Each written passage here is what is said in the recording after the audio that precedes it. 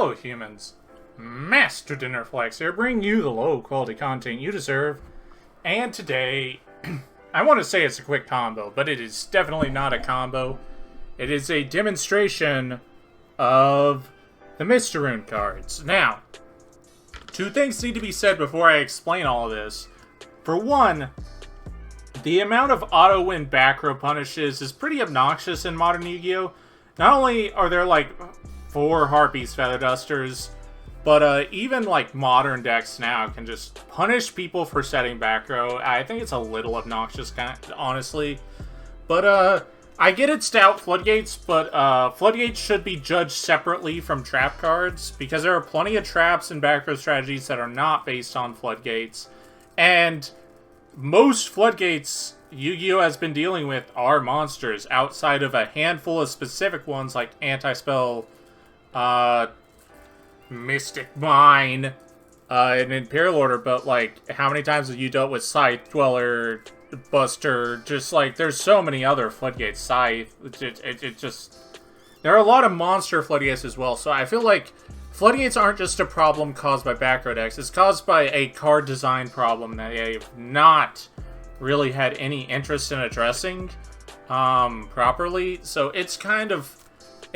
making Backrow removal doesn't solve the problem, but honestly it might amplify it in the cases of trap decks and like Backrow decks, because now they just have to activate a card that automatically wins the game, or like a Floodgate, and hope it hits everything. Because, like, them playing a back-and-forth strategy with regular traps just isn't possible anymore. But now that we've got that statement out of the way, the other statement is the Mr. Rune deck. I think that deck is terrible. I think it can win plenty of games, not that many matches, and its tournament representation will probably never, almost never be as its own straight deck, because... it's deck out. There's nothing you can do to make it not a cheesy, opponent-dependent combo. If you play against Flunder, you might as well just sign the match slip. If your opponent side decks any card that punishes it, you can't win. Like, it's a very, very linear, cheesy strategy dependent on your opponent playing on some level and just not respecting your cards for a full match. And it's just... that's not a realistic win condition. However, I want to say the Mr. Rune cards have a really cool power to them that I think has not really been stated very well. And that is the fact of what I'm about to show you right here. So, going back to the Backrow issue, let's say you set 5 Backrow. I'll just activate these random traps. Which, by the way, these could be Floodgates, but I'm bored of them. So I didn't want to demonstrate them. But basically, when your opponent activates Harpy's Feather Duster, you lose. Except, one of my sets was a Mr. Rune Quick Play. Now, what does this mean?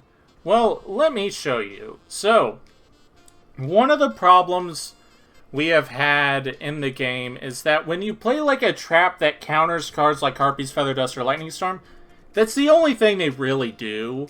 Like, outside of arguably Judgment, like, they're only played to prevent these cards from working, like Starlight Road, Dark Sacrifice, and things like that. They really have no application outside of negating these cards, and that makes them really bad, because if your opponent's playing without them, you can get messed up. But watch this. So our opponent activates Harpy's Feather Duster Chainlink 1. We will chain any Mr. Rune Quick Play, by the way, just any of them, as Chainlink 2, and now we're going to resolve the chain. As Chainlink 2, we are going to summon out Hugin. I don't know how you actually pronounce that. It might be a Vinkey moment, but yeah, let's go with Hugin. And then Harpy's Feather Duster will resolve. But here is where Hugin comes in. If another card or cards you control would be destroyed by card effect, you can banish this card you control instead. So at resolution, Harpy's Feather Duster will resolve. We'll banish this. This is the end of the chain. Yeah, so you protect every single one of your Backrow from Harpy's Feather Duster with this card. And that is incredibly strong. I'm not joking, because here's the funny thing, and what I mentioned earlier about like these cards like Starlight Road, and cards that pretty much only ever act as a way to negate these mass destruction cards, is that that's the only thing they do.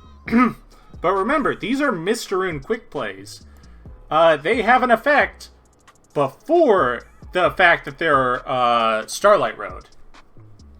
And this one, target one monster your opponent controls, destroy it, and then banish the top two. Okay, so this is a trap that can also just randomly turn itself into Starlight Road. There's another one. That's MST. There's another one. That's Forbidden Chalice. Basically, you get to use a whole bunch of Backrow that are traps because they're quick play. So they're spells going second, traps going first, and Starlight Roads for going first. That's insane. So, in addition to that, so you got a whole bunch of Backrow that also acts as spells, that also acts as Starlight Roads. And here's the crazy thing. I haven't even mentioned some of its more specific application, because this is better than Starlight Road. Even. So, the secondary effect of these cards is that they're Starlight Road, but even their secondary Starlight Road effect is better than actual Starlight Road, and I'll show you why. Because first off, they're a quick play. So if you decide, alright, I'm going to hold a Mr. Rune card in my hand, because I'm going into my opponent's end phase, and they're playing Sword Soul. They obviously have Blackout. So during their end phase, they try to Blackout, they target one of their things, you then chain this. Even if they have the evil Longyun, I can't remember its name, it cannot banish this monster face up because we're resolving a chain in the middle of it. So our opponent can't activate anything to the response of this summon, like the Longyun, so it's going to stay there, and then Blackout will resolve to just banish this and blow up one of their Sword Souls. So yeah, even giving them a bunch of windows of activations doesn't get them very far with a card like this, because you can just hold these for, like, spell speed 2 cards, and if you have 2 of them, it means you can set one and hold one, so even if they try to save this for the next turn, reading you might have a Mr. Rune card, well, it doesn't matter because they got messed up by it regardless. So, yeah. Pretty nice. And then finally, the other reason why it's better than Starlight Road is because of this last one right here. It ignores chain blocking. So let's say our opponent summons Guardian Chimera using 2 monsters on field, 1 in hand, and they go Chainlink 1 Chimera and then Chainlink 2 ad libitum.